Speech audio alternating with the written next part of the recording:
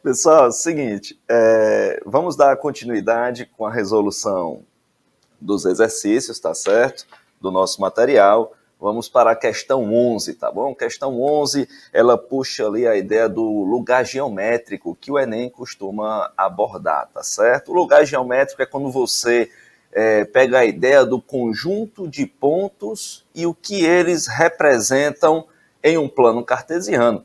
Então é interessante, ao se falar y igual a x mais b, você ter a ideia de ser a formação de uma reta.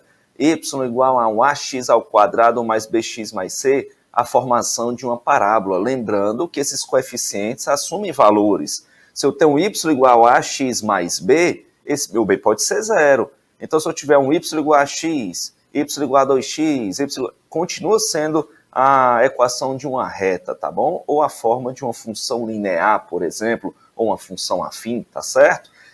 A função quadrática, eu tendo ax ao quadrado mais bx mais c, o b pode ser zero, o c pode ser zero, o a não, tá bom?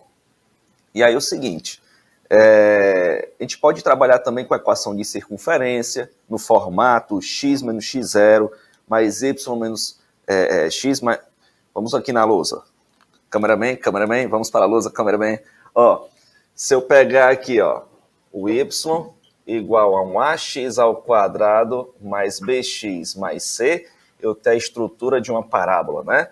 O y igual a um ax mais b, eu tenho uma estrutura de uma reta. Se eu pegar aqui, ó, um x menos x0 ao quadrado, mais um y menos um y0 ao quadrado, igual a um r ao quadrado, eu tenho a estrutura de uma circunferência. Só de olhar você identificar qual é o centro da circunferência, né? O centro da circunferência vai ter as coordenadas aqui, ó, x0, y0, olhou para o resultado, tirou a raiz, você vai ter o valor do raio, tá bom? Então é importante você ter o conhecimento dos principais lugares geométricos, tá certo?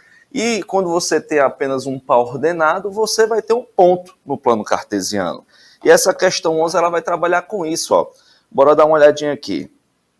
Na questão 11 diz o seguinte, ó, durante uma aula de matemática, o professor sugere aos alunos que seja fixado um sistema de coordenadas cartesianas x, y e representa na lousa a descrição de 5 conjuntos algébricos, 1, 2, 3, 4 e 5, como se segue. Você está certo.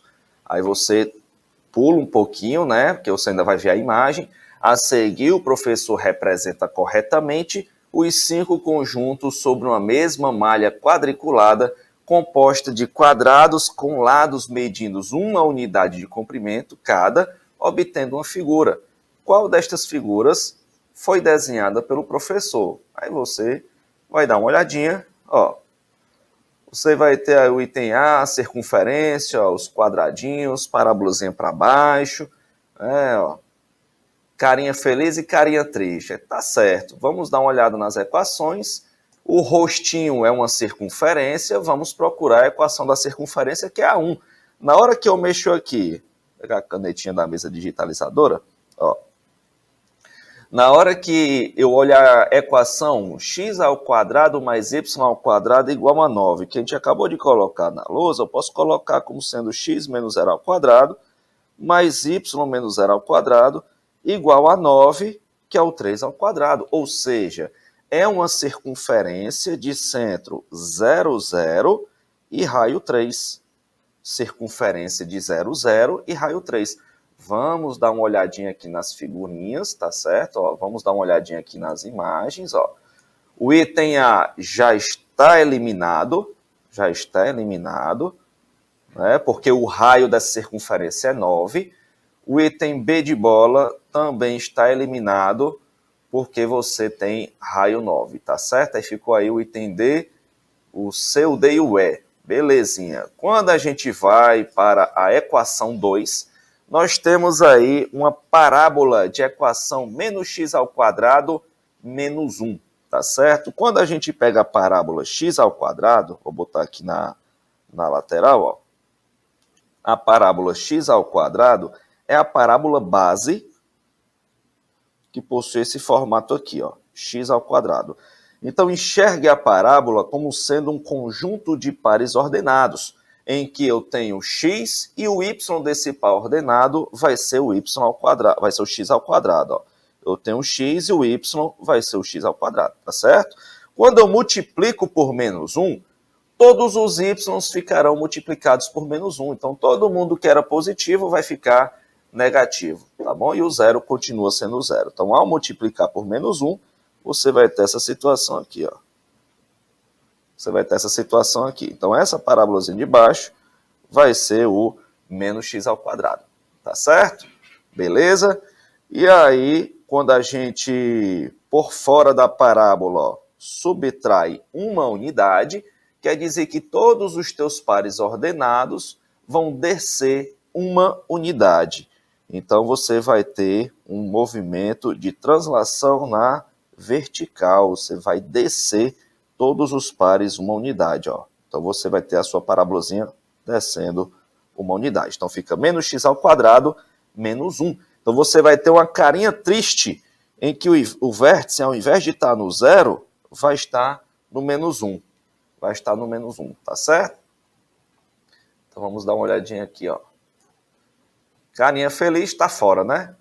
Então, o item C, ó, eliminado, né? Eliminado. O item D de dado, se você der um aumento aqui no item, ó, essa carinha triste está com seu vértice acima do eixo X, está com vértice positivo. E aí sobrou apenas o item E para a gente marcar uma circunferência de raio 3, a parábolazinha, ó, da carinha triste com o vértice aqui, ó, no menos 1. E no caso, os vértices dos quadrados, você nem precisaria perder seu tempo na hora da prova checando 8 vértices e conferindo um a um, tá bom? Então tem que ter essa sensibilidade emocional para tentar economizar tempo na hora da prova, tá bom? Então aqui, ó, se você perceber, ó, 1, 2, 3, 4, 5, 6, 7, 8 pares ordenados. É desesperador, né? Você ficar checando de um por um na hora da prova. Tá ok?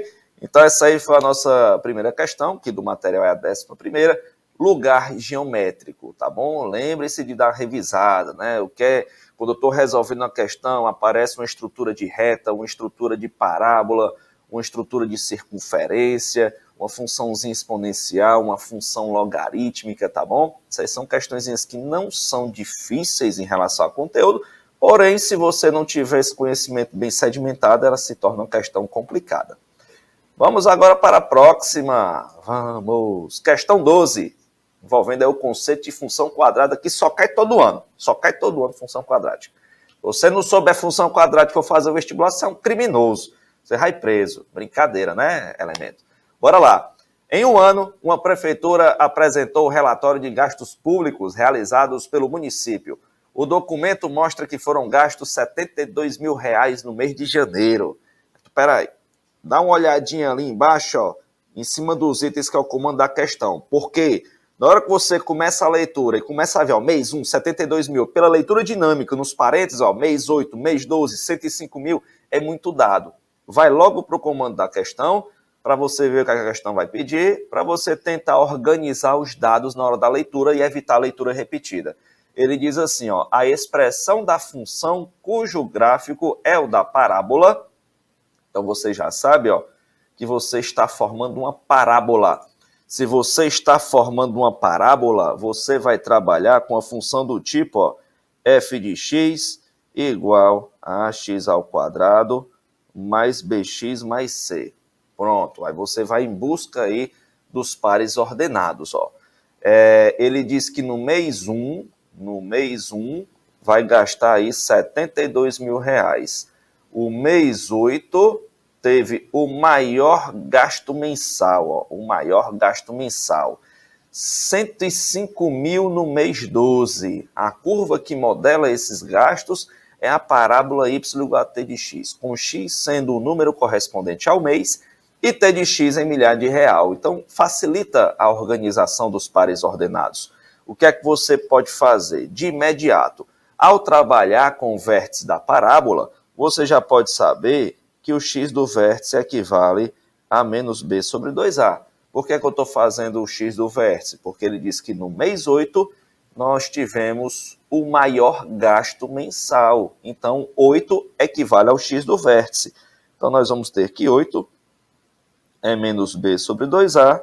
Eu posso dizer que o b vai ser menos 16a, não é isso? Multiplico os dois lados por 2a, e aí a gente vai ter essa relação, tá certo? E aí a gente pode pegar os pares ordenados e fazer a substituição na função, porque a minha função agora, ela vai ser f de x igual a, no lugar do b, eu vou colocar menos 16a. Então, vou botar assim, ó, ax ao quadrado menos 16ax mais c, tá certo? E aí, no caso, cidadão brasileiro, o mês 1 gastou 72 mil reais. Então, eu vou pegar o x igual a 1 e o y igual a 72 e vou substituir, ó. 72 é a vezes 1 ao quadrado, menos 16a vezes 1, mais c. E agora eu vou escrever o c em função de a. Ó, a menos 16a vai dar menos 15a. Vamos ter que o c equivale a 72 mais 15a. E a nossa função agora será f de x igual a ax ao quadrado menos 16ax. O mais c, vou colocar 72 mais 15a. E a gente pode pegar agora esse último par ordenado e realizar a substituição. Né? Se a gente pegar aí o mês 12, o nosso gasto foi de 105 mil reais. Então, no lugar do y, a gente coloca o 105 e no lugar do x, a gente coloca o 12. Aí fica um pouquinho extenso, né? Vamos ficar aqui ó, com 105 igual a vezes 12 ao quadrado. Vou colocar logo aqui arrumadinho. Vai ficar 144a menos 16ax, menos 16 vezes a vezes 12, mais 72, mais 15a, tá certo? Se a gente fizer aqui a operação, 144a menos 16 vezes 12, fica 192 com 15, menos 33a, outro lado, 33a igual a 72, o 105, menos, outro lado, 33, ó. 33A igual a 33, o nosso A, menos 33, né, como deu o lado. 33A igual a menos 33, o nosso A vai dar menos 1. O nosso A vai dar menos 1, né, que a gente fez aqui a jogada de tirar o 105 dos dois lados. E o A que estava negativo, né, com o outro lado, quando a gente inverte as posições, fica positivo. Então, o A dá menos 1. O A dando menos 1, elemento brasileiro, tu já mata a questão, ó. Resposta ao item A, tá bom?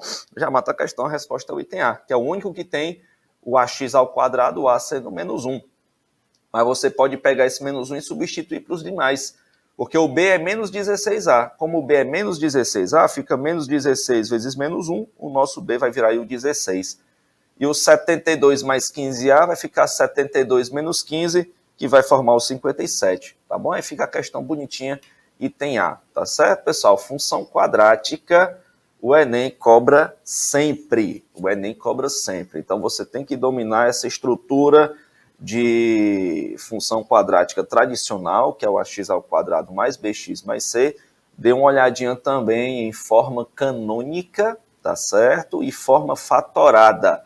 Essas duas dicas aí, elas são utilizadas para resolver questões quando envolve o desenho gráfico da parábola, tá certo? Então, depois dá uma revisadinha. Forma canônica da parábola e forma fatorada, tá certo?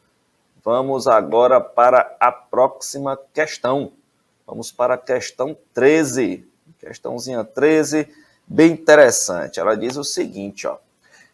A resistência mecânica S de uma viga de madeira em forma de um paralelepípedo retângulo.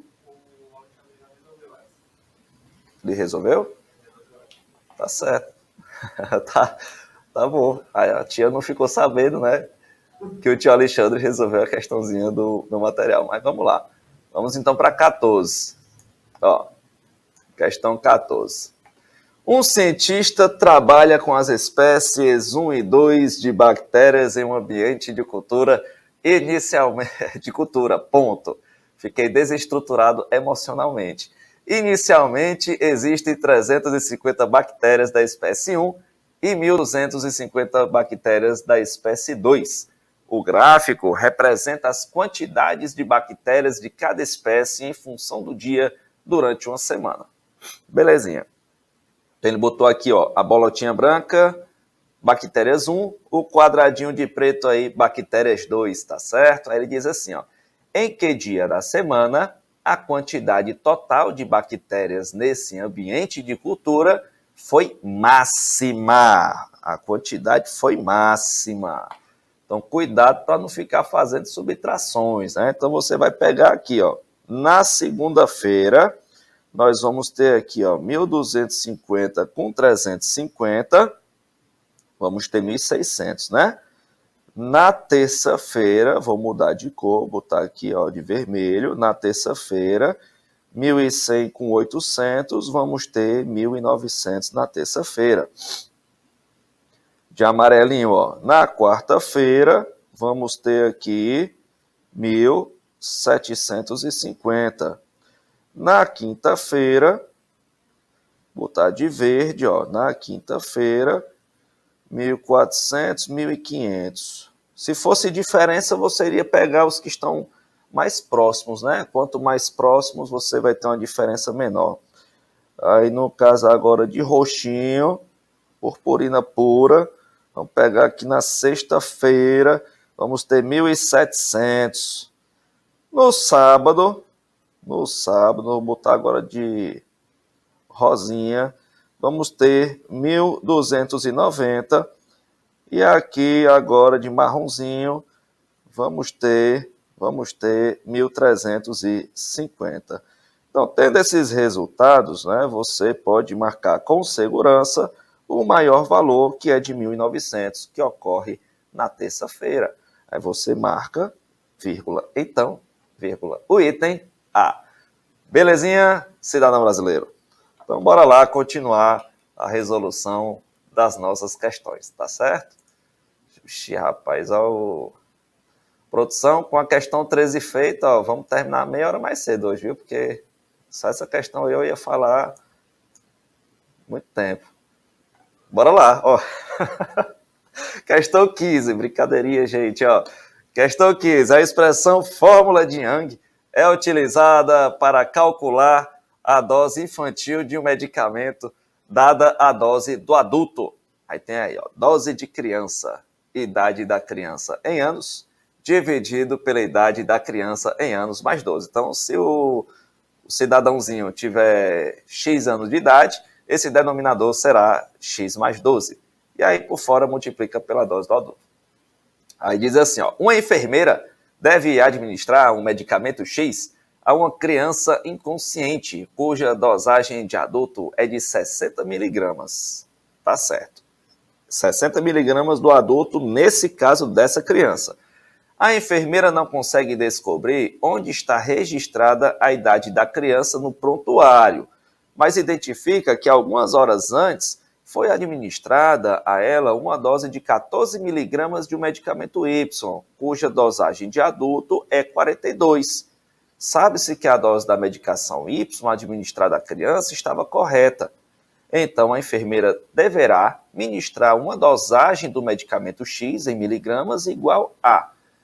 Então, vamos lá, né, pessoal? Aqui a gente vai trabalhar com o que foi dado anteriormente para fazer a estimativa do que será dado depois, tá bom? Então, antes a criança recebeu 14 miligramas. Então, a gente vai colocar aqui no lado esquerdo da igualdade. A gente não sabe a idade dela. Vamos trabalhar aqui com x sobre x mais 12.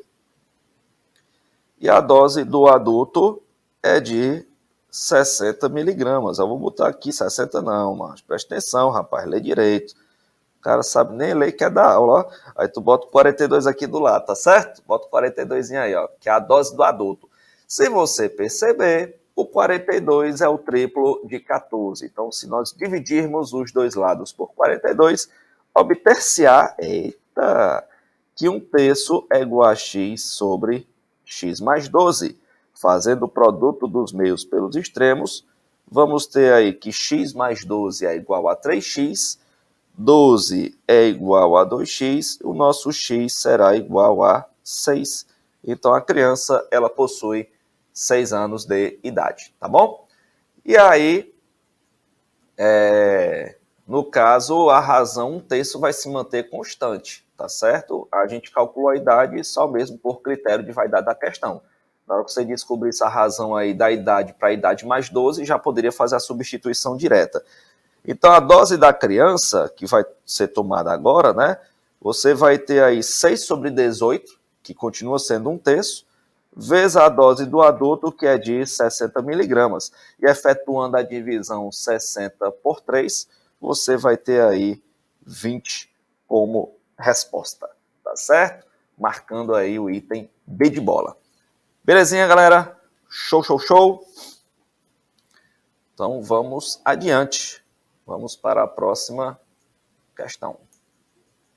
Questãozinha agora 16. Questão 16. Vamos dar uma olhadinha nela agora.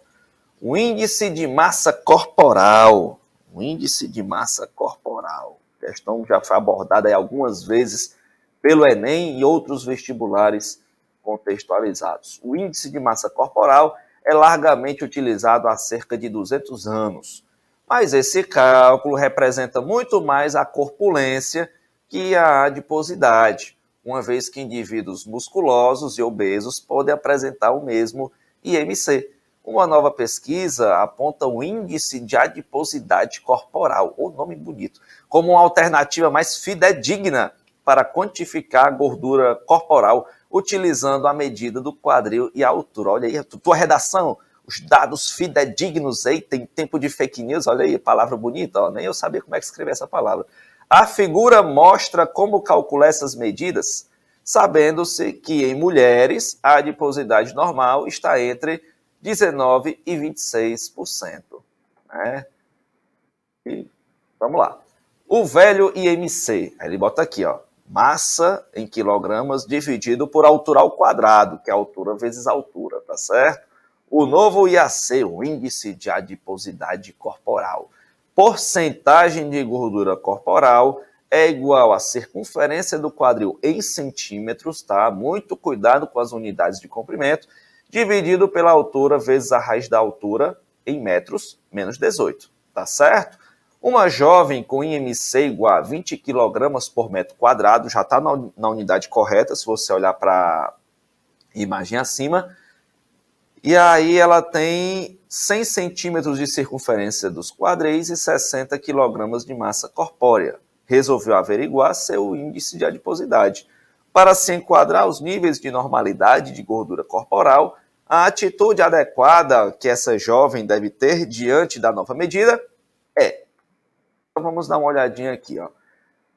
Na própria questão, né? O índice dela é de 20 kg por metro quadrado. No caso, a massa dela é de 60 kg e a gente vai ter aqui dividido por altura ao quadrado. Se a gente fizer o produto dos meios pelos extremos, teremos que a altura ao quadrado vai dar igual a 3. Então, a nossa altura, ela vale raiz de 3, tá certo? A altura vale raiz de 3.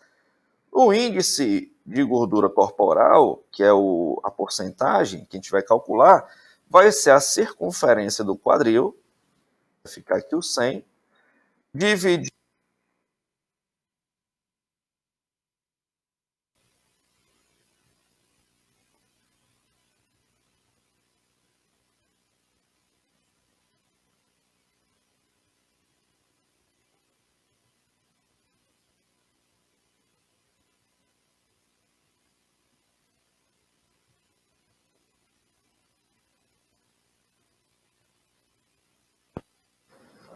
Pronto. Vamos lá, gente. Desculpinha, descarregou aqui a bateria do nosso microfone, tá bom? Já trocamos e agora está normalizado, tá certo? Calma, pessoal, a aula vai continuar, calma. Aí é o seguinte, ó, a gente fez aqui o índice de massa corporal, substituiu os valores, achamos que a altura é raiz de 3. Fomos para outra fórmula, tá bom? Em que a circunferência é 100, tem o menos 18. Agora, como raiz de 3 é um número irracional, vamos olhar a aproximação que a questão deu. Ó. A questão deu raiz de 3 igual a 1,7 e raiz de 1,7 igual a 1,3. Deu tudo bem bonitinho, né? Ó, raiz de 3 igual a 1,7 vezes a raiz de 1,7 que ele mandou usar, o teu memória volátil, eu já esqueci, igual a 1,3. Então, pronto, ó. Nós vamos ter aqui que a nossa porcentagem vai dar 100 dividido por 1,7 vezes 1,3 e o resultado menos 18. Belezinha? E aí, efetuando essas contas, tá? Que eu fiz aqui tudo de cabeça, nós vamos ter que a porcentagem vai dar em torno de 27,2%. Sério, professor? Fez tudo de cabeça. A minha mãe já dizia, esse menino é diferenciado, né? Esse menino faz as contas muito rápido.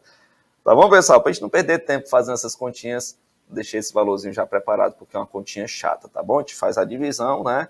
Pelo método tradicional, após a multiplicação, dá um trabalhinho. E aí, galera, ele disse no anunciado que tem que estar entre 19 e 26. Tem que estar entre 19 e 26. Ela deu um pouquinho maior, né? 27,2. Então, vamos olhar os itens. Reduzir seu excesso de gordura em cerca de 1%. 1,2% é cerca de 1%, porque ó, os outros aí, ó, reduzir 27%, aí complicou, né? Manter seus níveis atuais de gordura, está um pouquinho acima. Aumentar seu nível de gordura em cerca... Não, aumentar não, porque ela está acima. Aumentar 27%. Deixa para lá, né? Então, a gente vai marcar o item A, tá certo? De índice de adiposidade. Belezinha?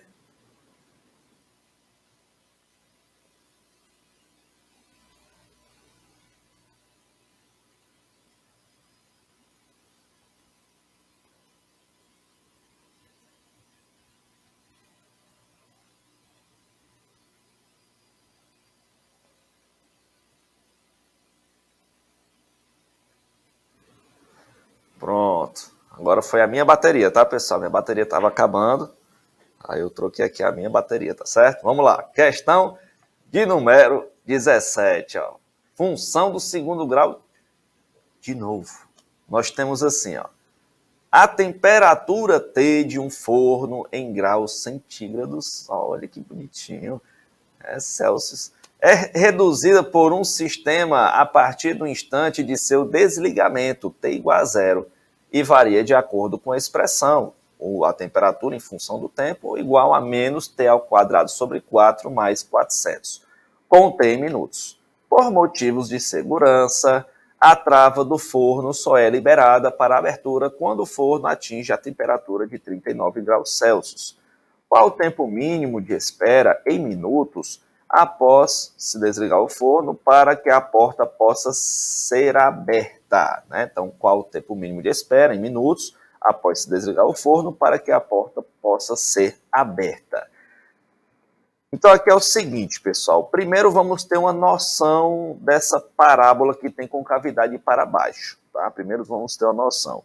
Quando eu quero calcular as raízes da função, eu vou pegar a função e vou igualar ela a zero. O que quer dizer calcular uma raiz? Quer dizer encontrar os pares ordenados do desenho que estão em cima do eixo x. Quando o ponto está em cima do eixo x, o y vale zero. Então, a gente pega aqui a nossa função igual a zero, vamos ter aqui, ó, t ao quadrado sobre 4 igual a 400, t ao quadrado igual a 1.600, que é 16 vezes 100, tira a raiz, fica 4 vezes 10, nosso t vai dar mais ou menos 40. Então, qual é a nossa ideia aqui? Nós vamos ter uma parábola de concavidade para baixo, ó, uma parábola de concavidade para baixo, porque esse a, né, do ax ao quadrado, o a é negativo, e as raízes dela, ó, as raízes dela vão ser aqui menos 40 e mais 40, tá certo? E aí é o seguinte, a parte negativa não importa pra gente, né? Só importa pra gente, ó, a parte positiva, ó, porque o tempo é positivo. Como ele quer uma temperatura de 39 graus Celsius, a gente vai ter a nossa temperaturazinha, ó, 39 graus vai ser igual a menos t ao quadrado sobre 4 mais 400, né? 39 graus menos t ao quadrado, a gente pode fazer assim, ó, t ao quadrado sobre 4 é igual a 400 menos 39, tá bom? 400 menos 39. E a gente vai ficar com 361. Então, ó, t ao quadrado sobre 4 é igual a 361, que é um quadrado perfeito, tá bom? O 18 ao quadrado é 324, 19 ao quadrado é 361, 20 ao quadrado é 400. Então, se a gente passar o 4 multiplicando e tirar a raiz, nós vamos ter 2, que é a raiz do 4, e 19, que é a raiz do 361. E aí, nós vamos ter aqui 38 minutos, né? Vamos ter 38 minutos. Belezinha, pessoal? Ok, então uma questãozinha interessante, né? Questão interessante. Professor, se eu quiser resolver logo direto, tem problema não. A gente está fazendo aqui uma revisão, né? Você tem a noção de como é a parábola. Se você quiser simplesmente pegar o 39 e tacar na temperatura e resolver direto, claro que não tem problema. Você vai fazer a questão de uma forma mais rápida. Só a gente está só dando aqui a lembrança do que é uma raiz, parábola com cavidade para cima, com cavidade para baixo, tá bom? Você poderia pular etapas e ir direto para a temperatura e achar logo esse tempo, né? Lembrando que ao tirar a raiz, mais ou menos 2 vezes 19 é mais ou menos 38. O mais ou menos 38 é quando você pega aqui a temperatura dos 39 e está achando o menos 38 e o mais 38. Só que como eu estou trabalhando com esfriamento num forno, o meu tempo é positivo, então eu vou estar olhando só para o lado direito da parábola. Bora lá. Vamos agora para a nossa questão 18. Vamos para a questão 18. Questão legal, tá? Função afim, função quadrática sempre aparece na prova do Enem.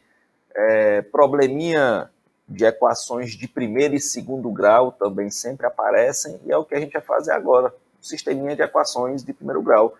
Uma pessoa compra semanalmente, em uma mesma loja, sempre a mesma quantidade de um produto que custa R$10 a unidade. Como já sabe quanto deve gastar, leva sempre R$6 a mais do que a quantia necessária para comprar tal quantidade para o caso de eventuais despesas extras. Então aqui, ó, eu já posso deduzir que ele leva 10x mais 6, né? Porque ele custa R$10 a unidade, custa R$10 a unidade. Então, se eu comprar X unidades, eu vou gastar 10 vezes X reais. Aí eu levo R$6 extra para qualquer despesa fixa, né? Tipo, tomar uma casquinha de sorvete ali e tal, né? Aí ele continua. Entretanto, um dia, ao chegar à loja, foi informada de que o preço daquele produto havia aumentado 20%. Se aumentou 20%, o nosso fator multiplicativo vai ser 1,2. O 1 equivale a 1 inteiro, que é o 100%, o 0,2 é o 2 sobre 10, equivale ao aumento de 20%. Então, se era R$10 vezes 1,2, que é o nosso fator multiplicativo, quer dizer que o produto custa agora R$12, tá bom? Então, entretanto, um dia ao chegar à loja, foi informada de que o preço daquele produto havia aumentado 20%. Devido a esse reajuste, concluiu que o dinheiro levado era a quantia exata para comprar 2 unidades a menos em relação à quantidade habitualmente comprada. Então, o dinheiro levado, ele não está botando nada a mais. O dinheiro levado, que é 10x mais 6, vai comprar exatamente 2 unidades a menos. Então, aqui, cidadão brasileiro, o teu 10x mais 6, que é a quantia levada, vai pagar R$12 por x menos 2 produtos. Eu ia levar x produtos de R$10, mais R$6 de reserva. Por conta do aumento de 20%, eu vou levar x menos 2 produtos, que são 2 unidades a menos, só que agora cada um valendo R$12, tá bom? Então, efetuando aqui a propriedade distributiva no lado direito da equação, vamos ficar com 12x menos 24, tá certo? Vou tirar 10x dos dois lados, fica só o 2x. Vou somar 24 dos dois lados, aqui vai ficar 30. E aí o nosso x vai dar 15, né? Vai levar aí 15 produtos, tá bom? Só que ele quer saber a quantia que a pessoa levava. É o 10x mais 6, né? É o 10x mais 6. Então, 10 vezes 15, 150, mais os R$6 extras aí, R$156, tá bom? 10 vezes 15, 150, mais os 6 fica R$156. Ok? Tudo dominado? Mandar um abraço aí para a galera que está nos assistindo.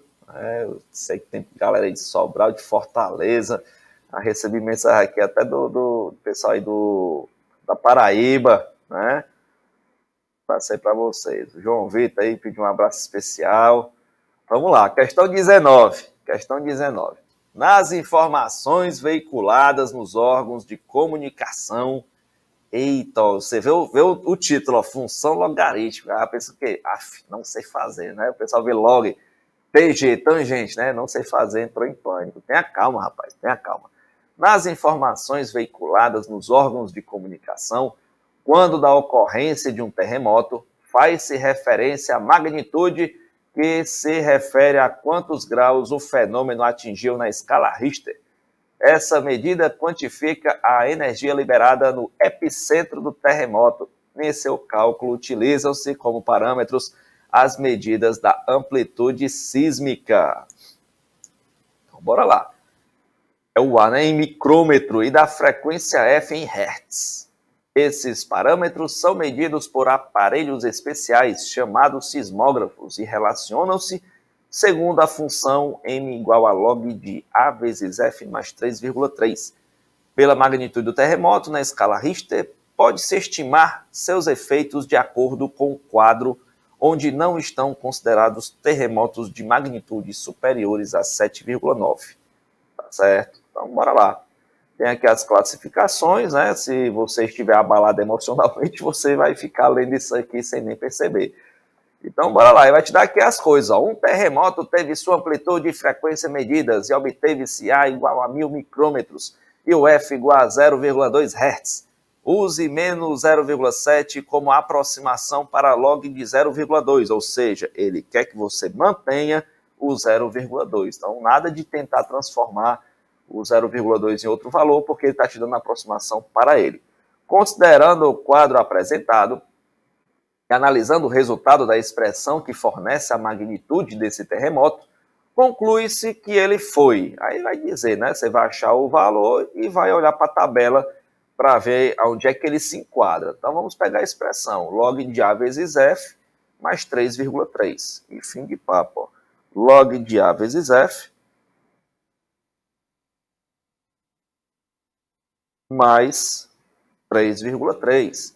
E aí, no caso, o A é 1000.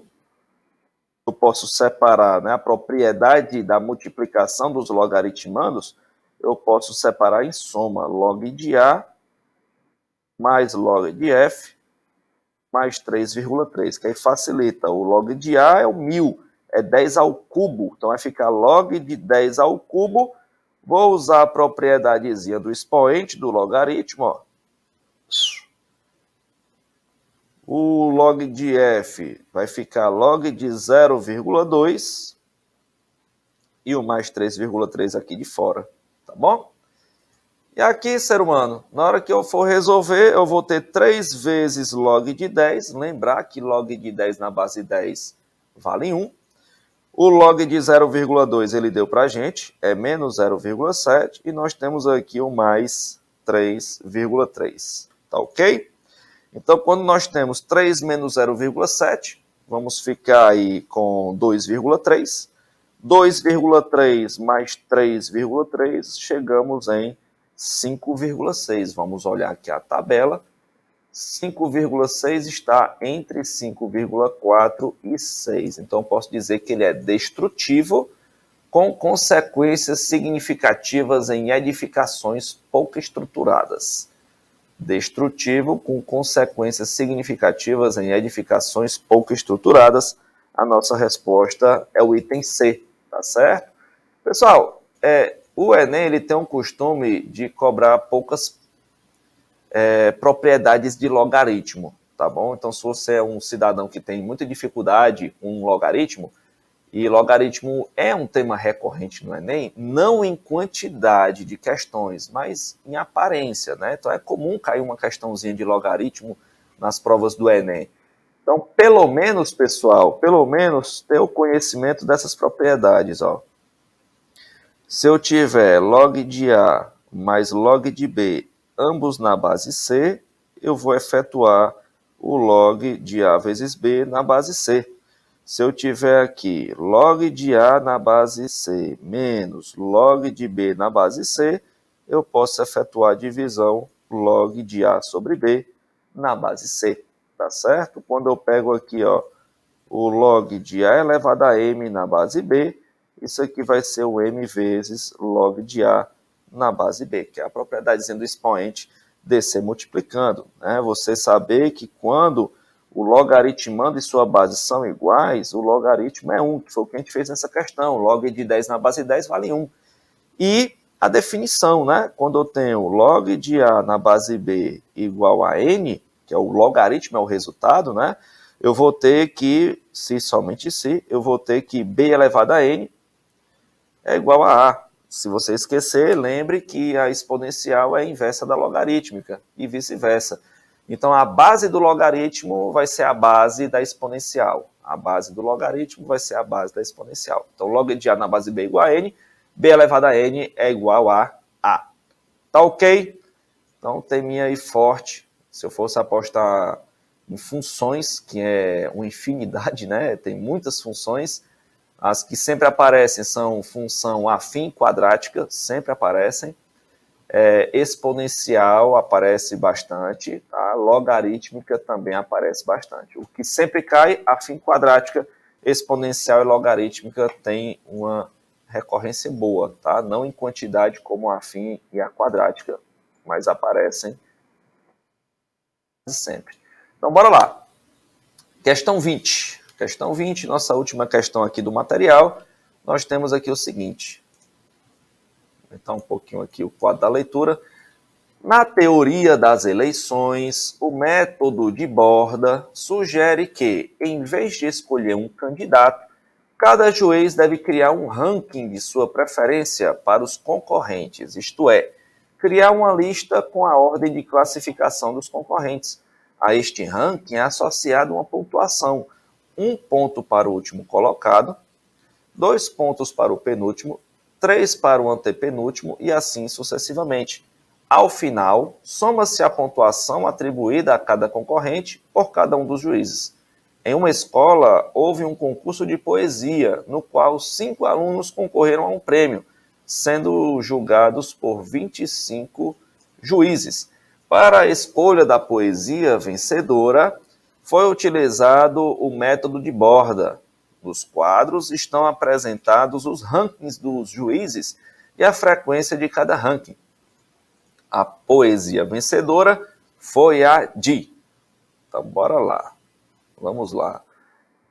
O ranking 1 tem frequência 4, então quer dizer que ele aparece 4 vezes, tá bom? Então, o Edu, ó, quinto lugar ganha 1 ponto, quarto lugar ganha 2 pontos, terceiro lugar ganha 3 pontos, segundo lugar ganha 4 pontos, primeiro lugar ganha 5 pontos. Então, quando eu digo que a frequência do ranking 1 é 4, quer dizer que a Ana foi primeiro lugar 4 vezes, então ela ganhou 5 pontos 4 vezes, ela vai ter 20 pontos. A Bia ficou em segundo lugar, e a frequência é 4, ela vai ganhar 4 pontos 4 vezes, a pontuação que ela ganhou aqui foi de 16. O Caio, 3 vezes 4, vai ganhar 12, a Dani, 2 vezes 4, vai ganhar 8, e o Edu, 1 vezes 4, vai ganhar 4 pontos, tá bom? O ranking 2, aqui da nossa tabela, ó, o ranking 2 tem frequência 9. Então, a posição aí dos alunos, né? Cada um vai ganhar essa pontuação 9 vezes. Então, a Dani vai ganhar 5 pontos 9 vezes. A Dani vai ganhar 45 pontos. O Caio vai ganhar 4 pontos 9 vezes. Ele ganha 36. O Edu, 9 vezes 3, vai ganhar 27. A Ana, 9 vezes 2, vai ganhar 18. E a Bia, 9 vezes 1, vai ganhar 9 pontos. Já o terceiro ranking, ele tem frequência 7, então cada um vai ganhar essa pontuação 7 vezes. O primeiro lugar vai ganhar 7 vezes 5, segundo lugar 7 vezes 4, 7 vezes 3, 7 vezes 2, 7 vezes 1. Já no último ranking, o último ranking tem frequência 5, então cada um vai ganhar a sua pontuação 5 vezes, né? Então o Edu vai ganhar 5 vezes 5, a Ana 5 vezes 4, a Dani 5 vezes 3, a Bia 5 vezes 2 e o Caio 5 vezes 1. Pronto, nós temos agora a pontuação final de todo mundo. Então o que é que resta fazer? Somar de 1 por 1, né? Então a gente vai fazer o quê? Vai pegar a pontuação da Ana, ó. A Ana, ela vai ter essas pontuações, tá bom? Nós vamos somar aí todas as pontuações da Ana. Vamos ter aí, ó, 20 com 20, 40, 60, 70, 86, né, para a Ana. 20, 40, 60, 70, 16, 86. Vamos para a Bia, vou mudar de cor, para não confundir aqui as somas. A Bia, ó, 16 com 9, 25. 25 com 35, 60. A Bia foi para 70, tá bom? Vou dar a cor aqui, botar de vermelho o Caio. 12 para o Caio. 36 para o Caio vai para 48. 69. 74 para o Caio, né? Somamos a pontuação dele. Vamos botar agora de azulzinho a Dani. 8 com 45, 53, 60, 75 para a Dani. E o Edu, para finalizar, colocar a cor dele aqui de rosinha. 4 com 27, 31, 45, 70. E aí você percebe que quem teve a maior pontuação foi a Ana, com os 86 pontos. Então o item E vai ser a nossa resposta, tá bom? A Ana ganhou aí a maior pontuação, tá ok? Então, pessoal, tenha atenção com o seguinte detalhe, tá? O seguinte detalhe. Na hora que você olha para uma questão dessa, ó, texto muito grande, 2 tabelas, e quando você olha para os itens, quer dizer que você vai ter que fazer de 1 por 1.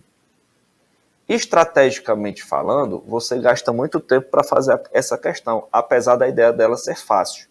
Mas o fator tempo não te ajuda. Então você tem que lembrar que para tentar fazer o maior número de questão, primeiro você tem que ir em busca das questões que você olha, é um modelo de questão que você acha que sabe fazer pela sua experiência de resolução de questões ao longo do ano, e ao perceber que é uma questão extensa, ó, eu acho que dá para desenrolar, tem frequência, repetição, eu acho que dá para desenrolar. Todo ano quer questão desse estilo, né? Daí você deixa quietinha ali, deixa circulada, tá?